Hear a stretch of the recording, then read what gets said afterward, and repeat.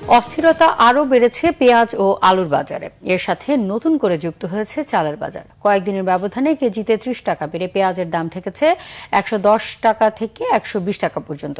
সরবরাহের কোনো ঘাটতি নেই, তবুও লাফিয়ে লাফিয়ে অত্যাবশ্যক এসব নিত্যপণ্যের দাম বাড়ায় বিপাকে নিম্ন ও মধ্য আয়ের মানুষ। শুভ মাহফুজের রিপোর্ট। পেঁয়াজ, আলু কিংবা চাল, বাজারে রয়েছে পর্যাপ্ত সরবরাহ, তবুও দিনের পর দিন বেড়ে চলছে দাম। মাত্র ২ সপ্তাহের ব্যবধানে কেজিতে ৩০ টাকা বেড়েছে পেঁয়াজের দাম, আলুর দামও ঠেকেছে ৬০ টাকা। গতকালকে ১১০ টাকা ছিল, আজকে পেঁয়াজের দামটা ১০ টাকা বাড়ছে। দীর্ঘদিন সবসময় প্রত্যেক দিনই পেঁয়াজের দামটা ৫ টাকা ১০ টাকা করে বাড়তেছে। হঠাৎ কোনো কারণ ছাড়াই কেজিতে ৪ থেকে ৫ টাকা বেড়েছে সব ধরনের চালের দাম। দাম বাড়ার যৌক্তিক কারণ জানা নেই ব্যবসায়ীদের।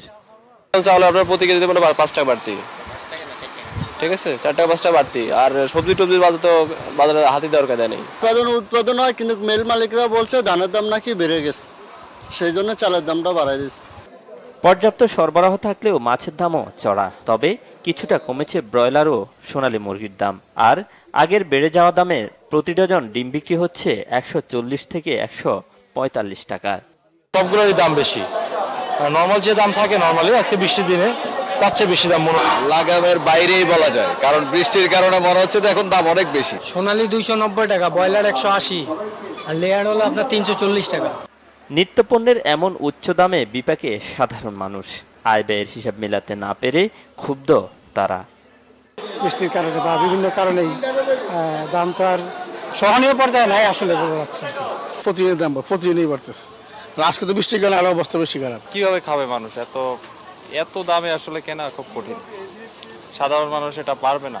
হয়তো ৫০০ টাকা নিয়ে আসে, সেটা বাজার করে ব্যাগে নেওয়ার মতো ব্যাগ খালি পড়ে থাকে। এই অবস্থা কি করে চলবো আমরা, সেটাই চিন্তায় আছি। এদিকে বৃষ্টির অজুহাতে ৫০ থেকে ৬০ টাকার কমে মিলছে না বেশিরভাগ সবজি। কাঁচামরিচের কেজিও ২৪০ টাকার উপরে। আজকে কাঁচামরিচের দাম হলো ২৪০ টাকা কেজি, কালকে ছিল ২৮০ টাকা। ইদানিং কয়েকদিন ধরে বাড়তি, বৃষ্টির আগেও ছিল বাড়তি, এবং আজকে তো একটু মরিচের দামটা বাড়ছে। এমন পরিস্থিতিতে বাজারে কার্যকর তদারকির দাবি ভোক্তাদের।